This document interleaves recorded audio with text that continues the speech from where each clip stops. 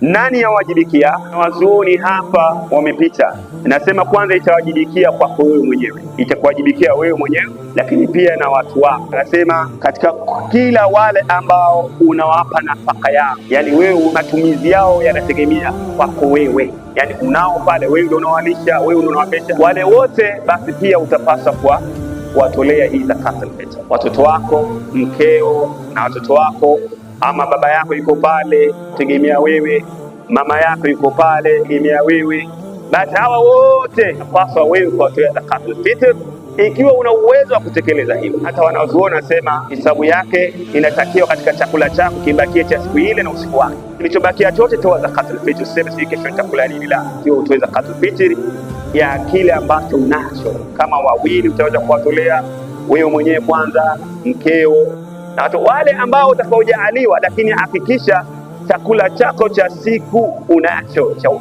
cha siku na usiku wake. Wanasema baadhi ya wanazuoni kuhusiana na kutoa zakat kwa watoto wako ambao nao ndani unawalisha, lakini muktasibini, nachuma mali, wanafanya kazi, lakini wao wanakula na wanalala. Wanazuoni wanasema hawa watapaswa wajilipie baada wanazuoni.